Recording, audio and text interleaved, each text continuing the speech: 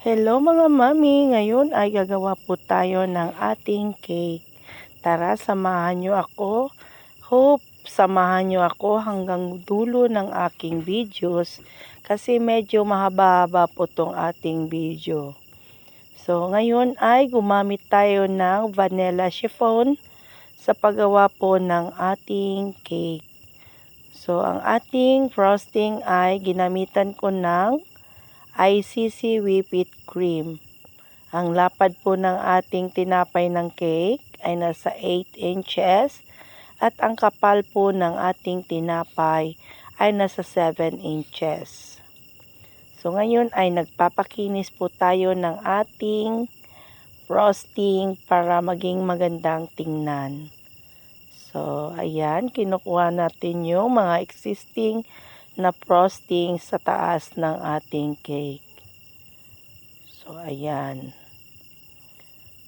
So at paikot-ikutin lang natin katulad ng pagpaikot ng ating buhay sa mundo. Ayan, para maging maganda at maging masaya ang buhay, paikot-ikot lang. Katulad din sa paggawa ng cake. So, kinuha natin yung existing frosting sa ilalim ng cake board and then mamaya-maya ay pupunasan natin ng malinis na pangpunas. Ngayon ay magko-color tayo sa down portion ng ating cake gamit po ng ating food color na black and then yung gamit po ng ating airbrush. So, ayan. Half lang po yung color black natin at ako lang po yung nag-decide ng design ng cake ni Ma'am Elinita. So ayan, paikot-ikot lang hanggang makover natin lahat yung ating cake.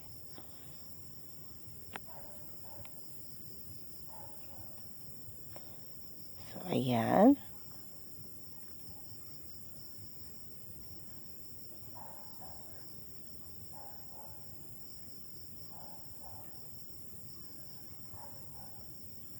So, ngayon, hindi ko na po pinakita lahat sa inyo kung paano ko ginawa. So, gumagawa po tayo ng diamond line sa paglagay ng ating gold na drudges or yung edible na pabilog-bilog. Pasensya na po at medyo mahina po tayo sa mga terms na ginagamit sa paggawa ng cake. So, may nakikita po kayong lining.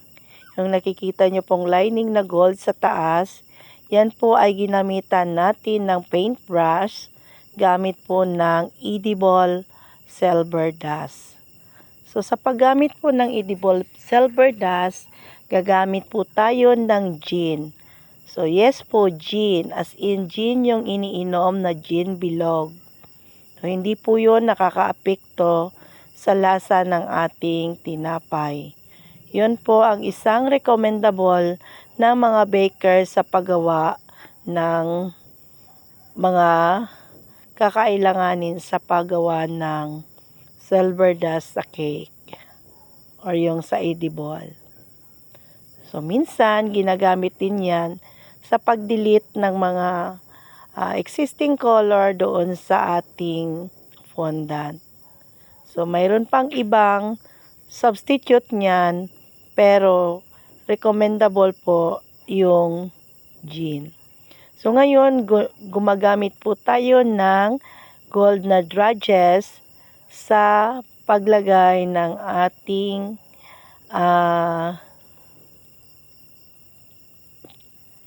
design sa ating cake.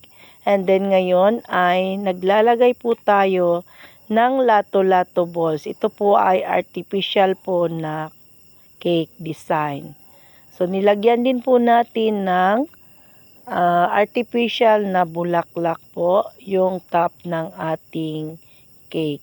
At naglagay na rin tayo ng happy birthday na toppers. So, lahat po ng yan ay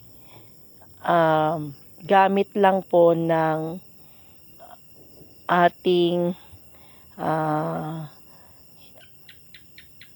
non-edible lang po yung gamit natin. Kasi po kung gagamit po tayo ng fondant sa pag-design ng ating cake ay medyo may kamahalan na yung ating cake.